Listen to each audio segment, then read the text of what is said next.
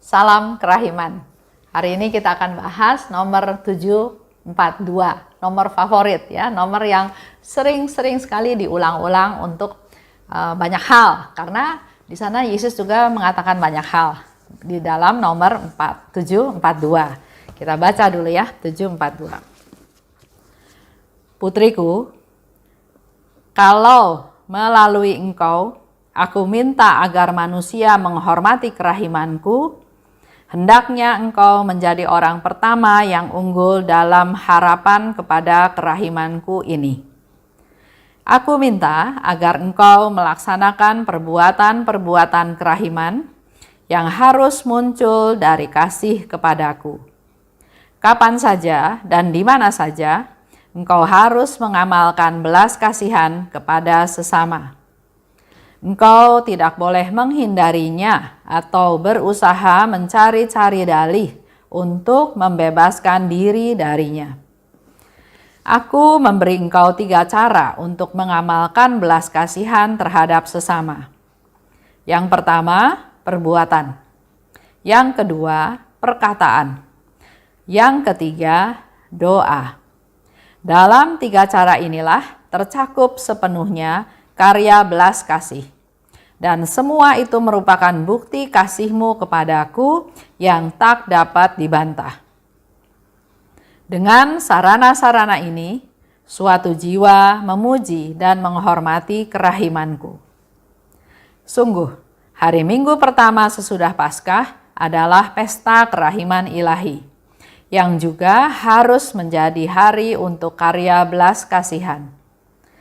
Aku menuntut penghormatan kepada kerahimanku dengan perayaan yang meriah dan dengan penghormatan terhadap gambar yang sudah dilukis itu. Dengan menggunakan gambar itu, aku akan memberi banyak rahmat kepada jiwa-jiwa. Dan gambar itu dimaksudkan untuk mengingatkan orang akan tuntutan-tuntutan kerahimanku. Sebab bahkan iman yang paling kuat pun akan sia-sia kalau tidak disertai dengan perbuatan. Putriku, kalau melalui engkau aku minta agar manusia menghormati kerahimanku. Yesus minta melalui Suster Faustina, orang kenal, orang tahu, orang mengalami kerahiman Tuhan dan akhirnya menghormati kerahimanku ya. Tapi Yesus minta engkau, Suster Faustina, yang jadi orang pertama yang unggul dalam harapan pada kerahimanku ini. Jadi kita meneladan Suster Faustina, kita pun mewartakan kerahiman, bercerita tentang kerahiman, tapi juga harus menjadi orang yang unggul dalam praktek kerahiman tersebut. Bukan hanya ngomong, ampunilah dia. Tapi kita sendiri dendam, kita sendiri nggak mau ampuni orang. Buat apa? Yesus minta kita harus unggul, kita harus jadi contoh. Kita harus memberi teladan tentang harapan-harapan pada kerahimanku tersebut. Jadi sungguh-sungguh punya iman, berharap pada kerahimannya Tuhan. Dan ini harus unggul, harus kelihatan, harus nyata, bisa dilihat oleh orang-orang yang lain. Nah, kita lihat kalau bicara unggul, bandingkan ya dengan Suster Faustina, dengan kita semua. Suster Faustina itu sekolah cuma sampai kelas 3 SD. Selain itu dia bukan orang yang sehat, dia orang yang sakit-sakitan. Kerjaannya pun atau pengetahuannya pun nggak tinggi karena memang sekolah 3 SD ya. Dia kerjanya jadi penjaga pintu, kerja di dapur, kerja di kebun.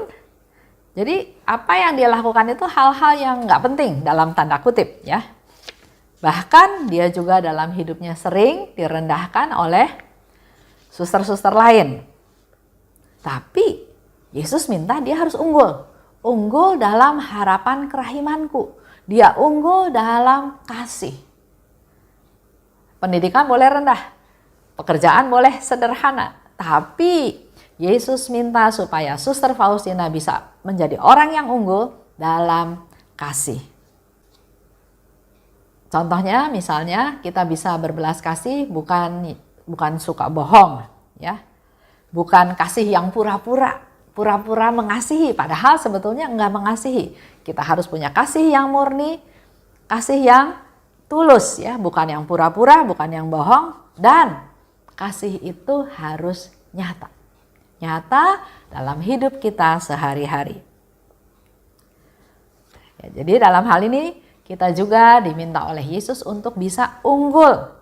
Bukan dalam cari uang, bukan dalam hal kepintaran, bukan dalam hal kehebatan, tapi unggul dalam kasih. Ayo kita berlomba-lomba untuk menjadi orang yang terus bisa mengasihi. Aku minta agar engkau melaksanakan perbuatan-perbuatan kerahiman. Itu yang Yesus minta. Kita diminta untuk melaksanakan perbuatan, ya, perbuatan kerahiman yang harus muncul dari kasih-Mu kepadaku. Kita bisa melakukan pelayanan, bilang ada orang salah minta ampun, ya sudah diampuni. Ada orang minta bantu, ya sudah dibantu. Tapi apakah itu tulus? Apakah itu muncul dari kasih kita kepada Tuhan? Tuhan, saya lakukan ini karena saya mengasihi Engkau. Engkau meminta saya melakukan ini, maka saya lakukan karena saya mau mentaati perintah-Mu, karena saya mengasihi Engkau.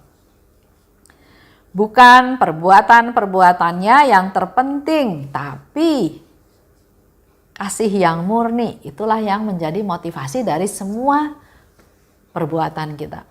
Jadi bukan prosesnya bikin seminar, seminarnya sukses, yang ikut banyak, ya, atau bikin satu event dapat uang banyak, bukan itu yang menjadi fokus. Tapi yang Yesus minta adalah semuanya didasarkan dengan kasih yang murni. Itu motivasinya. Saya mau melayani karena saya mengasihi Tuhan. Karena saya mengasihi Tuhan, Tuhan juga diminta supaya saya mengasihi sesama, maka saya mengasihi sesama. Jadi kita dasarnya adalah kasih yang menjadi motivasi kita, ya. Semua perbuatan baik, melayani, memberi sedekah, memberi nasihat, baru disebut berbelas kasih kalau didasari oleh kasih yang murni. Nah, ini coba direfleksi ke diri kita masing-masing. Apakah saya sudah berbelas kasih? Ya mungkin. Tapi yang namanya berbelas kasih yang sebenarnya adalah kalau kita melakukan hal tersebut dengan dasar kasih. Kapan saja dan di mana saja engkau harus mengamalkan belas kasihan kepada sesama. Kapan saja, di mana saja. Nah, ini menjadi satu tantangan buat kita, ya. Kadang-kadang kita melihat orang itu, oke, saya mau bantu, saya mau tolong. Tapi kalau lihat yang ini, saya nggak mau. Padahal Yesus minta kapan saja dan di mana saja. Engkau tidak boleh menghindarinya atau berusaha mencari dalih untuk membebaskan diri darinya. Kita kan suka, ya. Contoh, mungkin sudah sering dengar juga. Kalau saya pergi ke gereja dulu sebelum pandemi, di gereja itu ada seorang, ya mungkin pengemis, ya. Dia di kursi roda. Dia nggak minta-minta, ya. Tapi kalau dikasih, ya dia terima. Nah, suami saya bilang, kok kamu nggak pernah ngasih? Karena suami saya kalau ke gereja dia selalu memberi. Saya pikir suami saya sudah kasih, ya saya nggak usah kasih. Satu, kedua, saya malas buka tas, buka dompet untuk kasih uang. Toh suami saya juga sudah kasih. Tapi dengan pertanyaan itu saya tertegur. Dan kalau bilang nggak mau kasih, nanti juga akan semakin ditegur. Jadi saya bilang sama suami saya, ya sudah, minggu depan saya kasih. Ya, itu satu teguran dan saya katakan minggu depan. Nah, waktu minggu depan lagi ke gereja, di kursi roda itu udah nggak ada orangnya. Yang ada hanya kursi roda dan satu kotak. Jadi tanyalah ke kiri kanan, kenapa, mana orangnya? Dan disebutkan bahwa dia sudah meninggal. Nah, itu menjadi satu teguran buat saya karena saya mengatakan mau memberi sedekah pada dia, tapi nggak tulus. Enggak dengan kesungguhan, enggak dengan kasih. Hanya karena diingatkan oleh suami, hanya karena daripada nanti ribut, ya sudahlah kasih. Nah, inilah yang harus menjadi evaluasi dari kita semua. Apakah saya melakukan pelayanan, memberi itu dasarnya kasih. Dan tadi Yesus katakan nggak boleh menghindari atau nggak boleh mencari dalih. Kalau saya kan mencari dalih. Saya bilang nantilah minggu depan. Nggak mau disalahkan. Seolah-olah itu menjadi haknya saya untuk menjawab sekarang atau minggu depan. Tapi apa yang dikatakan oleh Yesus hari ini menjadi satu teguran besar buat saya. Jangan menghindarinya. Gampang kan sebetulnya, tinggal buka tas, tinggal kasih, nggak jadi miskin juga, ya kan? Atau berusaha cari dalih untuk membebaskan diri darinya. Kata-kata yang keras, yang mungkin tegas, boleh menjadi satu pegangan buat kita semua adalah jangan cari akal untuk enggak berbelas kasih. Atau kalau kata yang lembut, berbelas kasihlah setiap saat. Terserah Bapak Ibu mau pakai istilah yang mana. Berbelas kasihlah setiap saat, atau jangan cari akal, cari alasan untuk tidak berbelas kasih. Jadi artinya kita harus selalu berbelas kasih.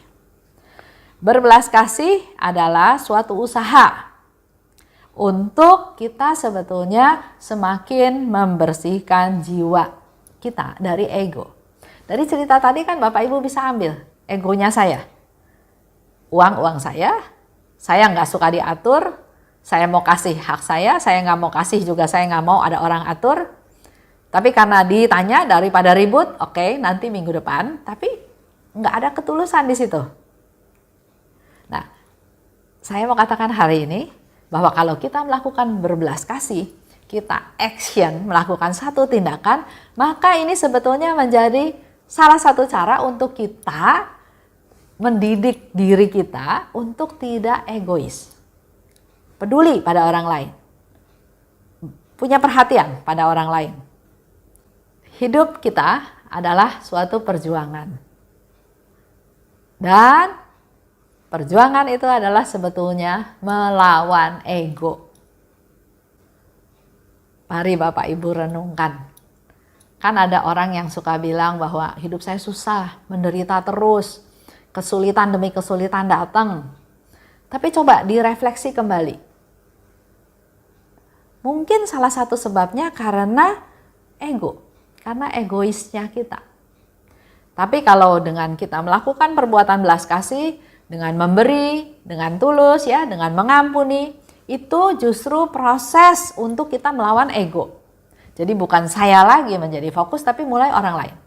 Orang lain bersalah, kita ampuni. Orang lain perlu bantuan, kita bantu. Jangan lihat diri sendiri, ya. Itu salah satu cara jitu untuk melawan ego.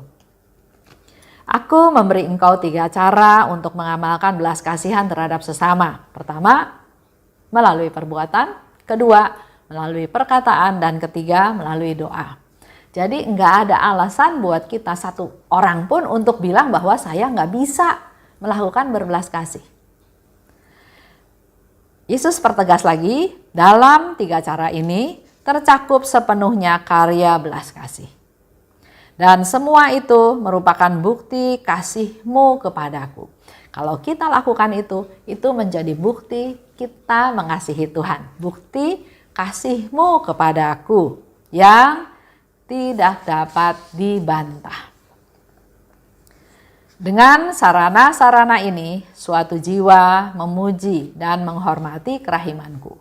Kalau kita melakukan perbuatan belas kasih, kita melakukan perkataan belas kasih, kita berdoa berbelas kasih, itu adalah sarana kita memuji dan menghormati kerahimannya Tuhan. Jadi bukan puji-pujian yang harus nyanyi atau penyembahan atau hal-hal lain, ya, tapi dengan kita melakukan itu, Yesus katakan itu sudah menjadi bukti bahwa engkau memuji dan menghormati kerahimanku. Perkataan. Nah, kita coba ya, perkataan yang berbelas kasih. Contoh aja yang gampang dalam keluarga kita masing-masing. Kata-kata apa yang sering kita ucapkan atau kita katakan? Kata-kata pujian atau malah kata-kata yang negatif?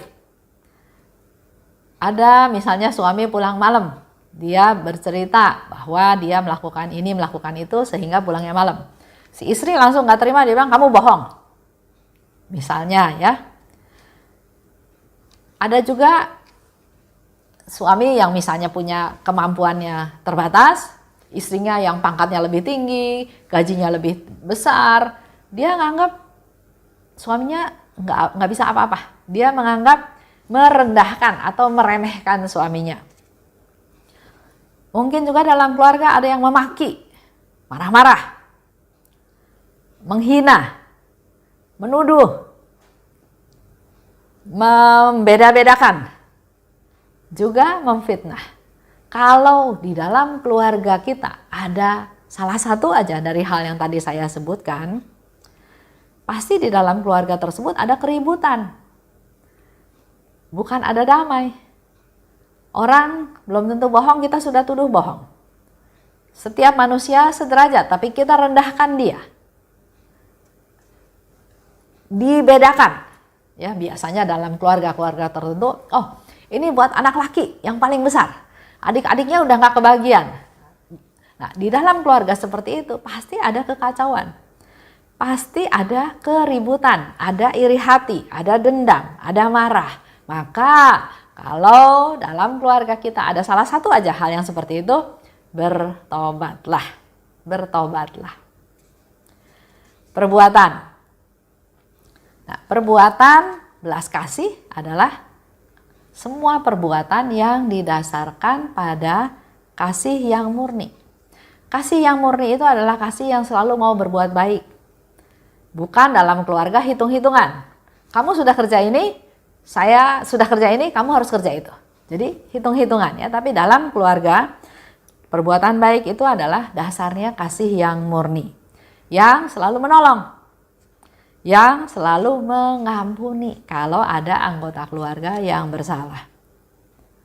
Manusia dasarnya rindu untuk mengasihi. Tapi dia juga rindu untuk dikasihi. Nah, yang ketiga dalam doa. Kalau kita berdoa yang tulus untuk mereka-mereka yang membutuhkan, maka doa ini akan sampai pada Bapa. Dan kekuatan doa itu luar biasa. Bapak, Ibu lakukan doa yang tulus, nggak usah yang panjang-panjang, tapi tulus, jujur. Doa itu sampai pada Allah.